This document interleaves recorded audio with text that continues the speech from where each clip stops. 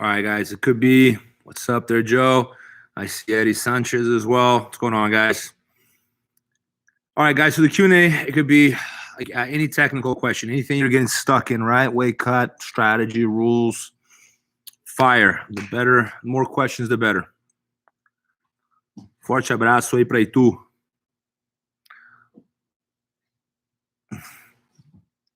All right. What techniques in no-gi don't translate well into the gi?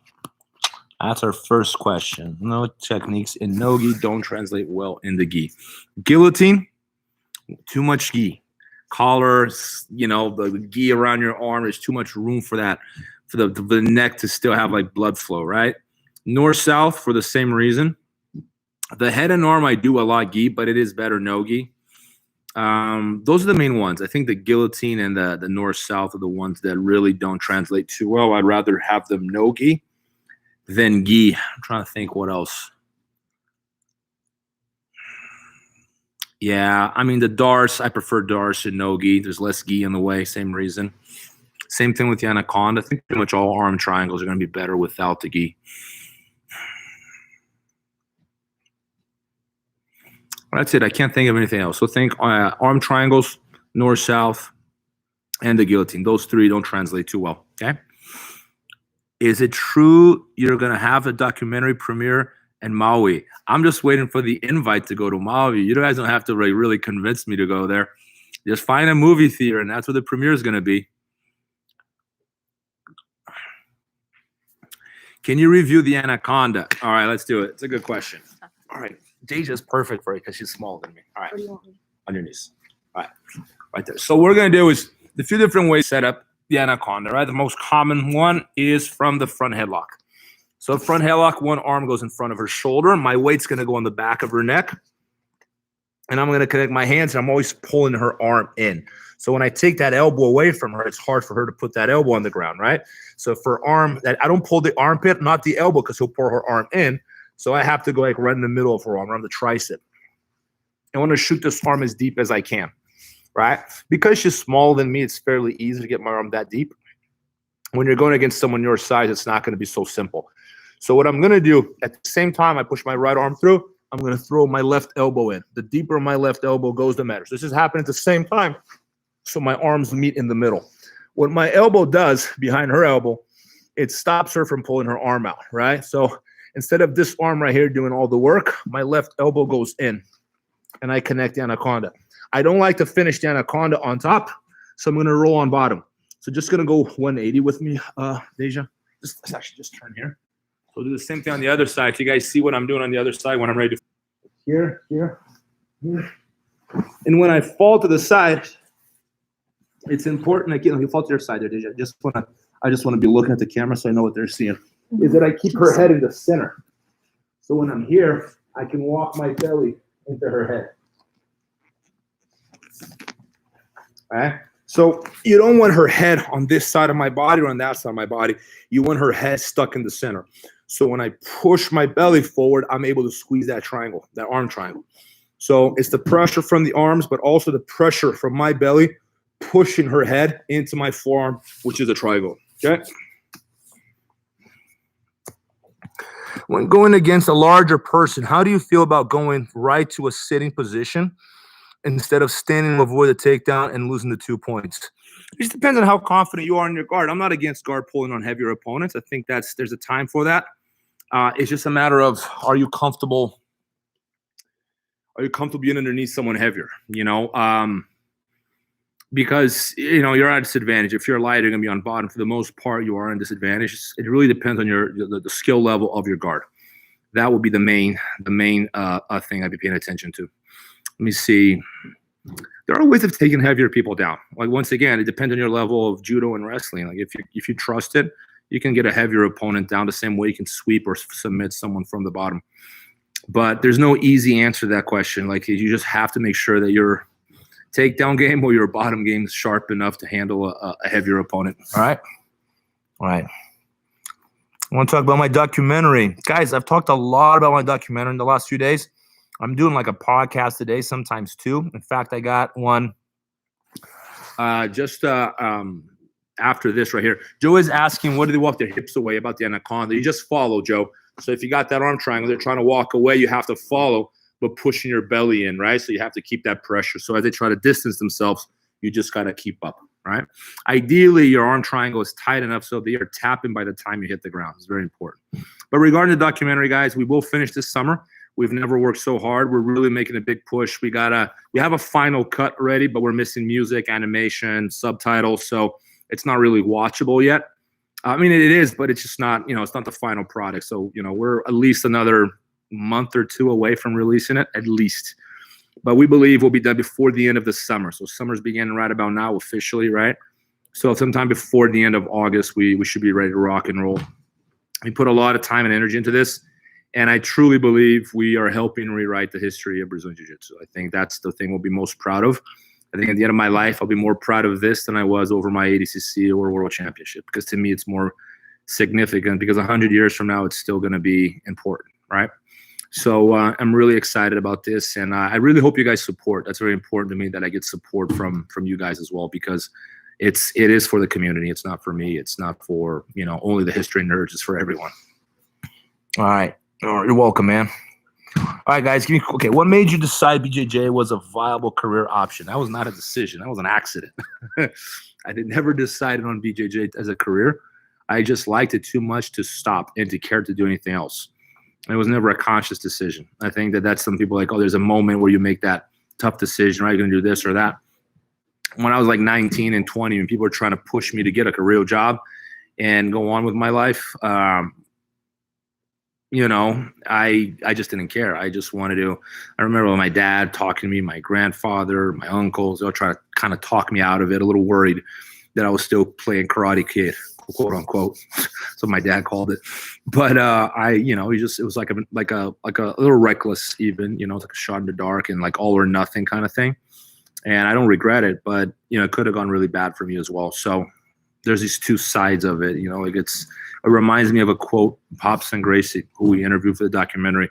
And I asked him for life advice, and he went like this: in life, you have to be inconsequential. And it sounded very irresponsible, especially coming from an 82-year-old man. But I understood what he was talking about. Like, you got to take your chances. You got to pursue your dreams, and you got to be a little reckless. And sometimes being too responsible will make you a coward, So there was an element of that in throwing myself head first. But it wasn't really conscious. It was just more like I just didn't want to stop training. And training was way more important than developing a career, All right. Would you have a date when you can open the gym yet? I do these lives at the gym. So I normally have a couple of people that come with me to help out. But you can message me privately and we can discuss that, So feel free to message me privately if you guys want to discuss training, okay? Are you worried about upsetting the Graces with your documentary? I think they'll try to ignore it. I think the best strategy for them is to ignore it completely. The more they react, the worse it's going to get. So I really truly believe that their reaction is going to be to ignore it. If we become too big where they can't ignore, they won't be able to challenge it because they're going to get into discussion. They know they can't win. Because the truth of the matter is none of them are versed enough in the history of jiu-jitsu to be able to have this discussion with me or with any other researcher. You can't argue. We got the facts. We got the articles. What are they going to argue with? Something they heard from someone else. They heard it from someone else. That's what they're going to say. I heard. And they're going to have like some website link or some Wikipedia article. When we got like primary sources, you can't argue with like good scholarly research. There's no argument to be had. What you could do is you could dispute like some areas of interpretation. There's some room for interpretation given the facts. And they can do that. Like, okay, this could be interpreted this way instead of that way. I think that could be a fair point. But I think the main points of the documentary are not up to dispute. One of them, my favorite, is how what we're doing is not really jiu-jitsu, it's judo. End of discussion. We're not doing jiu-jitsu. You can watch footage of pre-Meiji jiu-jitsu and it has nothing to do with what we're doing. What we're doing is modified judo. You can call it Brazilian jiu-jitsu. No one's going to change the name, but you can look at what Carlos and Helia were practicing in the 1940s, 50s. I mean, you can dig the footage. And what does it look like? Watch them. What does it look like? It's judo. They were just calling it jiu-jitsu, but it was judo, just involved in a different direction because of the rule set. But originally it was all judo, right? So, it's some things are so obvious to me, they don't even merit discussion. All right. How do you become good at coaching Matt's side at tournaments? Okay. How do you become good at coaching? You know what? Coaching to me is complicated because people react differently. I was the kind of guy that if I could listen to the time and the score, that was enough. You know, I had a hard time. Like, your left hand, grab his right sleeve, shrimp off your right elbow, put your right foot. If you give me too much information in the middle of the fight, I can't. I'm too focused on the fight to pay attention to complex instruction. Other coaches, they give very complex instruction and their fighters react to it well. You know, I try to be somewhere in the middle, and the more I get to know my fighter, the more I learn how he reacts to coaching, and I try to accommodate to individuals specifically. Of course, it's harder if you have a lot of people. But if you want to be a good coach, start with this. All right, coaching. Tell them the time, tell them the score, and tell them not to quit. Those three things right there. It's very basic. Start with those three. And then you can start adding a little more. You can start noticing what your opponent is doing. Try pay attention to what your fighter is doing, their mistakes, but try to look at the openings of the other party as well. Like, oh, this person's got a really good lasso. And then you can instruct your fighter not to give them the sleep so they don't get caught in the lasso.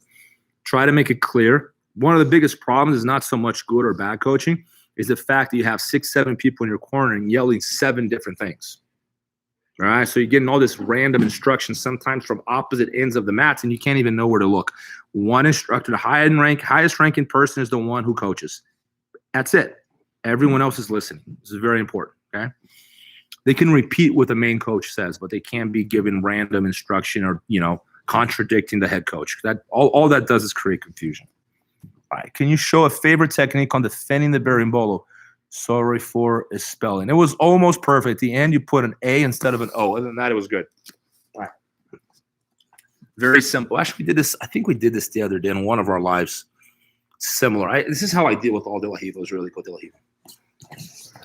So for starters, most of the bowls will come from what we call a short hook. So he has a short hook. The traditional De La Riva goes all the way across my hip, right? People with shorter legs adapted to a short hook. Even people with long legs use this now, right? Because it's easier to get. The problem with this is it's easier for me to open my knee. It doesn't stop me from squaring up with it, right? If she goes all the way through, this stops me from squaring up with her, right? So she has more control here, but it is harder to get. Go back. Anyway, what this does right here, it's constantly pulling me forward. It makes my knee slice useless because if I drive my knee forward, she's going to dip her head underneath me and go for the bolo, right?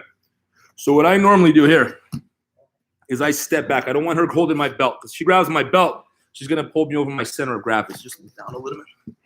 Okay? She's going to move over my center of gravity. So I always kind of stay away, and I'll hand fight her here if I have to. I don't let her grab my collar. I don't let her grab my belt.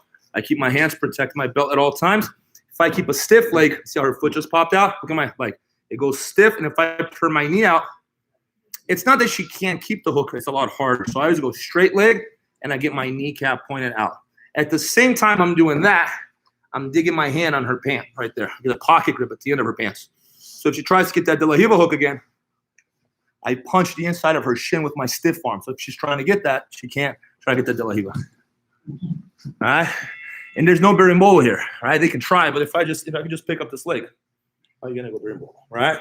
How am I going to pass here? Now, that's many different ways of passing, but just always keeping that stiff arm with the pocket grip at the end of her pants stops the berimbolo every time. Here's the catch, though. You have to win that grip on the pants before – sorry about that – before she actually, or your opponent or her or whatever, it actually goes for the ball. There's a such thing as too late, right? If you react too late, it's like anything else. If you react too late to a flying armbar, it's too late, right? So the timing becomes very important. Highly recommend you guys pay a lot of attention to that and make sure that you react promptly. But you're going to have a hard time getting that grip on the shin if you're pulled overboard. So pay a lot of attention, not letting them grip the belt or the collar, right? When they get one of these two, what they do is they pull you over your center of gravity. And then it's going to be hard to peel that leg. So try to keep yourself at bay, as distant as possible. Don't let her grab the collar. Don't let her grab the hip. And then you can keep pushing that shin, okay? All right. I hope that helped there, Billy. All right. What international IBJJF tournaments do you recommend hitting in terms of attendance and good competition? For I don't know what rank and what division you're in, but let's say adult division, you have to qualify for the Worlds. For brown and black, I believe now. I think it's the same for pants, only black for pants. I can't remember now. But the pans in the world are the two biggest ones, really, right? And then if you're a master, then it's going to be the Masters World. The Masters World is the biggest tournament in the whole of all tournaments. I think it's only smaller than the Brazilian Championship. The Brazilian Championships starts on Monday and ends on Sunday. It's like a 1 week tournament, right?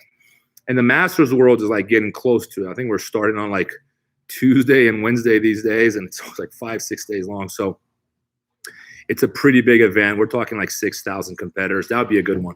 So the big ones, you know, you're guaranteed to have competition. No matter what your division you're in, you're going to have at least a couple fights, right? At the very least. All right, guys. I will be going live on Instagram soon for another live. I got an interview live here with some friends. Actually, it might be Zoom. I don't know. So if you guys are on Instagram, like, you know, check again, because we got another like 10 minutes to go here, and then I'm gonna go do the podcast. But I think it's on Instagram. If memory serves me well. All right, guys. What other questions do we got? What's your favorite attack from side control in the gi? All right, get over here. It changes all the time, right? I go through phases. Like lately, the last few years, really, one that I use a lot is this guy right here. So she gets this frame around my neck. Deja's been trained properly, so she's putting her hand in the right place. Notice where she goes with the hand. Look at how far behind my shoulder that hand is. She's past the little zenith line there, right? Which is where she should be, because that way she's framing my neck with her forearm. Most people don't do that. Most people do this right here. Exactly, right? They push with their hand. And I love when they do that, because they just give me something, and it's very easy for me to use. So I'll open the elbow and connect my own hands. So I create sort of like a triangle here with my elbow. I go 1, 2, I bite with my wrist, and I roll in. So once again, I push the elbow open. I lock my elbow on her hip, and I cup my own hands. And now she's stuck. I bite the back of her wrist with my chin, and I roll my right shoulder. And at that point, she can't free her hand. It's over. She's lost, right? Okay. That's my favorite one. Like some other ones that I use. Like I go through phase. I use the north-south a lot. As I've gotten heavier, the north-south has become more efficient, right?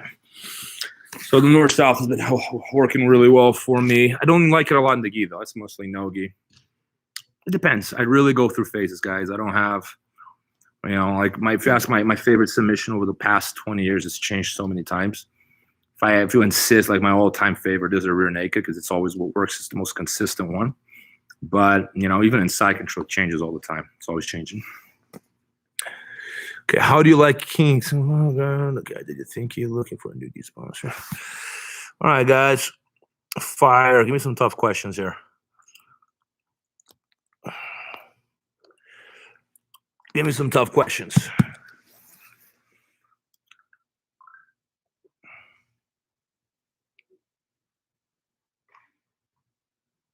Can you show the sequence from closed guard to lasso spider? It's pretty simple. There's not a lot to it. But yeah, let's go over it.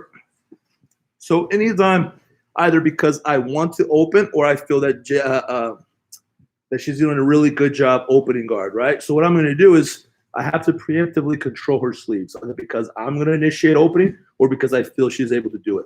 So when she starts backing out, I think she starts backing out, right? I see she initiated. I already have the sleeve, so all I have to do is move my hips out just a little bit. If I have one foot on her hip, it helps me move my hip out, and then I'm able to get that lasso. Two different kinds of lasso. Shallow lasso, which I'm not crazy about. It's basically, it could be good use for stalling and buying time and keeping her there. It's not a very offensive one. I like the deep lasso. I go knee deep, right? And then I bring my knee in. And I have to see how she took that step forward. It's because she was off balance, because I have more control over her. She can tell you there's not a lot of control here. If I say go, she can fight. If I do this right here, she's stuck in front of me, right? So I got a lot more options here from this lasso. If you just walk, you guys see my toe on the other side there, behind her back? That's how deep my leg is. My left knee is pretty much like almost like touching her shoulder, right? As opposed to a shallow lasso where I have my shin on her bicep. Very different kinds of guard, right? But the main thing, this is very important, you got strong hands. I always say this, the importance of strong hands for jiu-jitsu. You can't get away with not having strong hands. That's, I mean, the most important muscle group, really. Do you have any specific interest to calf slicer? I'll show you my favorite one. Come here, Deja. So on the back. I do it from the back a lot, like banana splits, calf slicer anytime I'm here, right? She's doing a good job defending herself, all right? And I just want to change the attacks. Sometimes I do this from turtle, all right? I'll get like that lockdown on her leg, and I'll just switch the banana splits. And once I get the banana splits there, she's ready to tap. Well, maybe she's flexible, so I'm always like feeding for the other leg. Once I control this foot, all right, it's very important that when I attack the calf slicer from the back, I don't do this. Does everyone see the armbar? Go for the armbar, Deja. Oh, so very careful that I lock my elbow behind her butt. So try to go for the armbar now. So this is not the same, right? So I can't just leave my arm in there is what I'm saying. So even like I'll hide I can do this too. As long as I'm hiding the elbow, it doesn't really matter where I hide the elbow, right? As long as, you know, I'm not sticking my elbow between her leg where she can armbar me. And once I get this, if you want to add a little pressure, I'll step on my own leg and I'll press. Very important here so you don't hurt yourself is that I have my shin aimed at her calf. That's very important. You don't have the side of your leg on her calf. If I pull this way, you put a lot of pressure on the outside of your knee. Sometimes you're hurting yourself more than you're hurting your opponent. It's important to remember that. Right? Too many people get hurt executing the bicep slicer and the calf slicer. Does size and strength matter in jiu-jitsu? Yes, it does. Just like flexibility and speed and stamina, they're all important. Any physical trait is valid. Any physical trait is important. It's a myth to say that they're bad. They're bad if they're used poorly. You know, if you use your speed with intelligence or your weight or your flexibility or your power, it's a blessing. It's a blessing. I think that's you know, like it's a misconception, it's misunderstanding about jiu-jitsu and, you know, what's good in jiu-jitsu. Like, oh, you know, using strength is bad. I'm like, it's only if you use it without intelligence. If you use strength with intelligence, that's the definition of technique. It's good technique.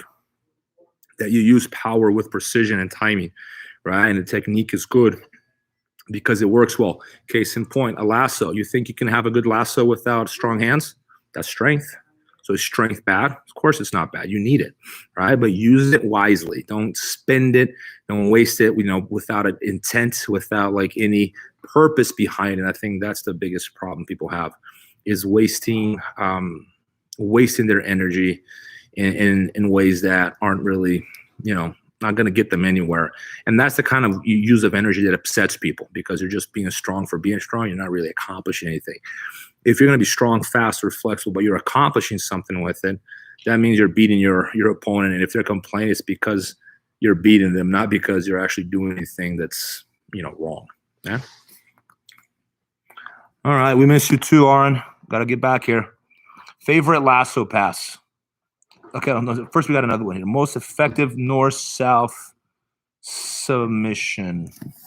Okay. I'll show this. I'll show this without the gi. Okay, because it's so much easier for me to show without the gi. Can you take your jacket off too? Because it's easier for you guys to visualize too. People, you know, you guys have to be able to see what we're doing, so there's no confusion. So you can lay down. All right. So there are two spaces I want you paying attention to: armpit and elbow. Those are the two spaces that have to disappear. Just move the camera a little bit. There we go. So when I wrap her neck, instead of connecting your hands and squeezing like everyone does, think of your arm as a noose. I have to make the noose very tight before I even begin to, you know, to attack the neck. So what I'm going to do with my right hand is I'm going to cup her neck here on this side, and I'm going to push her neck into my arm as I lift her head up. And I push my elbow in really deep, and my lat sits really, you know, low. So I'm trying to almost get my chest on the ground. I'm going to look away. I'm not even connecting my hands here. And I'm just like sinking on the ground. It's more about taking up the space away. Right? So you see, I'm not even connecting my hands. There was no squeezing. I'm not breathing hard. She'll tell you, right? It's more gravity. So a lot of times when I'm attacking north-south, I imagine a plank on my bicep. You know, when you plank here on your elbows, everyone's done this one, right? I'm planking on my bicep now. So it's a subtle little weight shift. 1 second. It's a subtle little weight shift, and that weight shift is what makes the choke. It's not so much the squeeze. It's the same thing in the head and arm. People always ask me, Rob, how do you finish a head and arm? And they ask, do you finish a head and arm like this? Do you finish a head and arm like this? How do you connect your hands? And I'm like, I don't connect my hands because I don't have to. If you adjust a head and arm to north-south properly, connecting the hands is cosmetics and it makes no difference. It's all about the adjustment, both in the head and arm and the north-south. Two things you got to get rid of. All the space in here and all the space in here. The space is in the corners, on the angles. That's where the space is. That's where the blood flow is. This guy right here and this guy right here. You eliminate those two, they don't breathe. There's no blood flow. Okay? Very, very important. Okay? All right, team. I know you got more questions here. You guys always start bombarding me with questions at the end. You know, we're gonna like nonstop questions. We do start live at 5 p.m. We're gonna be back here tomorrow at 5 p.m. If you guys can make an effort to go online 5 p.m. sharp already with questions on your mind, you know, like just fire them away. And that's what I'm here for. Like, this is fun. I enjoy talking about jiu-jitsu. I enjoy being able to help you guys. And subscribe to our YouTube channel. We're taking most of the questions from our YouTube channel. Okay, guys, we're trying to add more and more